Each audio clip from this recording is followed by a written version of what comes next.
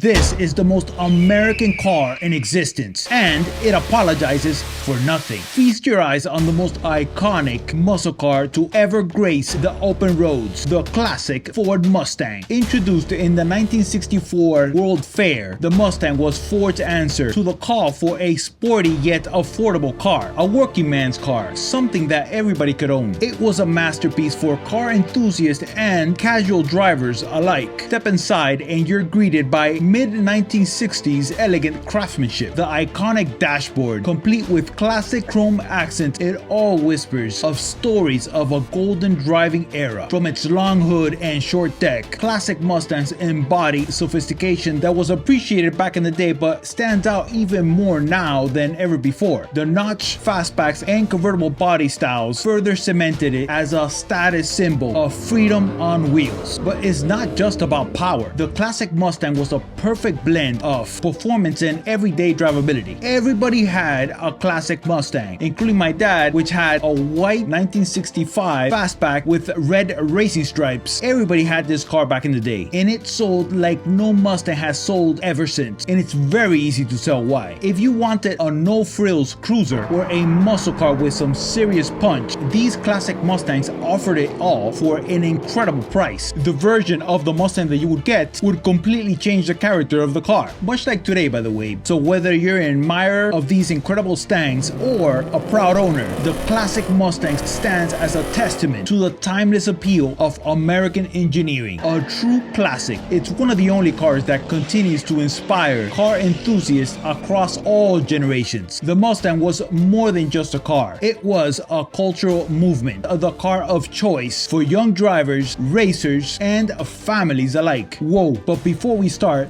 do not forget to hit the like and subscribe. It's free to you, and it does help out the channel. You did it?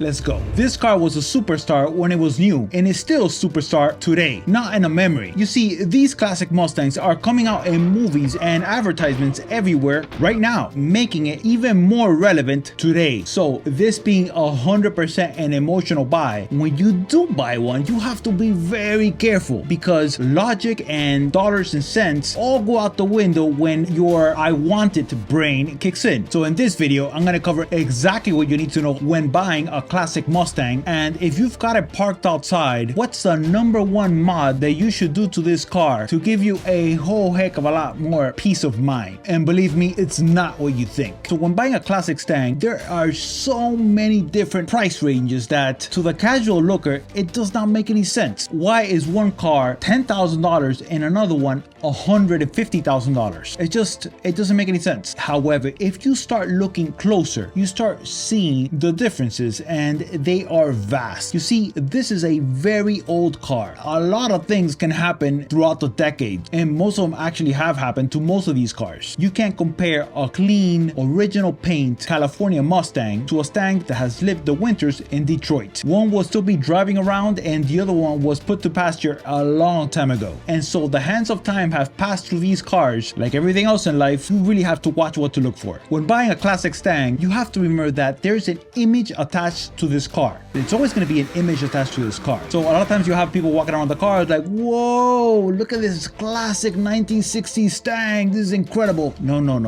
If you're going to buy, remove all of that and look at the car by itself. So you almost have to like detach. And the best way of doing that is taking somebody with you that does not like classic Stang, which is a hard thing to find, by the way, but it's actually worth it, because when you take somebody with you that's not into cars to look at the car, you're gonna get an honest assessment of what it is. And the images that you have in the brain of this is just an amazing car, you see it in the movie Bullet and it's just parked there. No. The person next to you is gonna be like, this car's a piece of shit, or it's really nice. Us as car enthusiasts, even myself included, I've noticed that when I look at a car, I always attach an image to it. I look at the potential, you know? But when you're buying and there's a price to be paid, and especially if there's a premium, the car itself needs to be what you're paying for, not the actual potential. So if you take somebody with you that is not really into cars, it can be worth its weight in gold. Believe me, I know this is advice you're probably not gonna hear. Probably say, go ahead and bring your expert mechanic to come and take a look at the car. No, I say the opposite.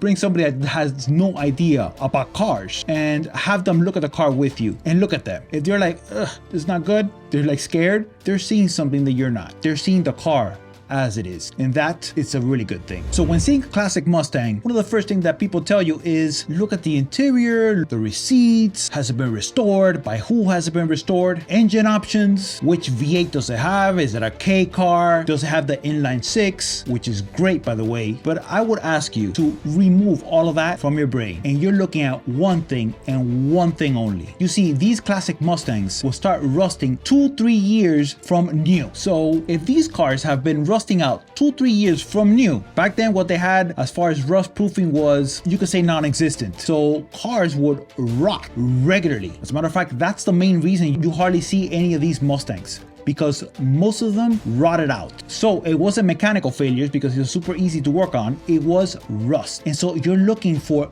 bubbling of the paint. You're looking for overspray. Overspray on the rubber, overspray on the interior panels. And the only reason that you're looking for overspray is not because that's not easy to remedy. Overspray is super easy to take care of. The real reason you're looking at overspray is because it signifies the quality of the restoration that was done to this car. Usually when you see overspray on a classic Mustang, it means that they didn't even bother. They just put a little body filler on it and they shot it. When you don't see overspray, that's a car that has been taken apart, and you don't spend that kind of time on labor and put back body parts that have rust on it. So when you see a car that has no overspray on any of the little edges, it's a huge indication that the previous restoration was done really well. So it should be the number one thing to look for. Ripped seats, they have kits for. Sagging headliner, easily fixed. Aftermarket radio that doesn't look that great, you can get the new radio. Tires that are dry rot, who cares? You're gonna have to put new tires on it anyways. You're looking for rust. These cars are so famous for rusting out that I hear experts say that it's okay to see surface rust underneath, and they say, oh well, that's normal, it's not a big deal. Yes, it is a big deal. It's a massive deal. That means that there's rust in this car and you don't know where it gets worse or where it's not so bad. Let me put it to you this way. You can see a beautiful Stang, beautiful paint. However, it's got rust in the shock towers. I can tell you, that means that the engine needs to come out, and the hours of labor that you're gonna have to pay to fix that might exceed the value of the car. You see? You have to be very careful with rust. Now, don't freak out if your car has rust. There's a lot of things that you can do. Number one, if it's really bad, you could actually buy the entire car, the entire chassis. Before, it used to cost about $10,000, and now they're up to about $15,000. But these are Ford licensed bodies. The entire body is incredible. And you just swap your parts over to that new car, VIN and everything, and you have essentially a brand new Mustang. This here is actually the cheapest option. Most people that work on their cars can probably swap everything over in a couple weekends, but truly getting rid of rust the right way is a multi-month project that you need to put the body shell on a rotisserie. So going with this option is a lot more cost effective and faster. It's amazing that it's even available. The number one mod is, of course, rust proofing what you already have, and there are countless products that you can use to rust proof this Mustang. However, from what I've seen, they are all terrible, absolutely terrible. If you're gonna use a tar-based undercoating, you better be ready, because when it gets hot, it's gonna stink up your entire garage. And then when you're driving, it's gonna fume up, and the fumes are gonna take you right back to the 1960s. No, the only way to truly rust-proof a classic Mustang is what Porsche has been doing for decades. Look at this low-mile Porsche 993. You notice something there? It's not a crispy engine, right? It has a coating. This is what you need to do to your Mustang. Porsche has been using nanolin for decades, and it's the only thing that I will use on a classic Mustang. It is like a sticky oil that goes on everything, and it never falls off. Ever. As a matter of fact, to remove it is a headache, even with dry ice. It's thin enough to go into all the little nooks and crannies, far better than any rubber-based aerosol, and it lasts a lot longer because anything that's rubber-based starts drying out very quickly. As a matter of fact, 6-7 years and you're gonna have cracks, especially in hot weather. This will outlast the car. It's that good, and it's odorless. It does not smell whatsoever. I would buy an entire huge gallon gallon of this and hit everything underneath. Everything. I'm telling you, you could even hit the exhaust. It will burn off the exhaust, by the way, but it won't burn off the actual engine, which brings me to its only downside. And it's a downside that even Porsches have, but it's not a big deal because if it's good enough for them and keeping their cars on the road, it's good enough for most cars. The only downside with this is that it does leave a slightly oily residue that gets dirty. So you're not going to be doing concours shows with mirrors under your car, but most classic Mustangs are sprayed flat black underneath anyways, an inferior coating to Natalan. It's not even close. The good thing about this is that you can remove it if you need to and work in the area if you have to have some rust, but you'll be able to see it. That is the complete opposite of cars that have been dunked in black paint underneath and you don't know what's what. Yes, it is a sign of rust proofing, but it could also be a sign of hiding, and it hides really well. With Natalan, you can actually see what's there, so it's cleaner, more effective, will last longer, and it won't ever stink up. It is the ultimate rust proofing, and it's the main thing that's put on Porsches right after it's galvanized. It's even put on aluminum. Look it up. You're not gonna find this being used anywhere on Mustangs, yet it's the number one thing that should be used on every single classic Stang. On to the next point. The master cylinder needs to be upgraded if it still has the original one to a dual one, and this is because if your brakes go out, you at least have an extra reservoir with fluid to stop you, and a lot of them have already this conversion, but many of them don't. So if it doesn't have the brakes upgraded, this is a must, which brings me to the original drum brakes. Now a lot of them came with disc brakes, but for the price you can cheaply upgrade the disc brakes to something that will give you modern braking so you can actually enjoy this car worry free. Because remember, this is supposed to be like a super chill car to have fun with. You don't want to be thinking about your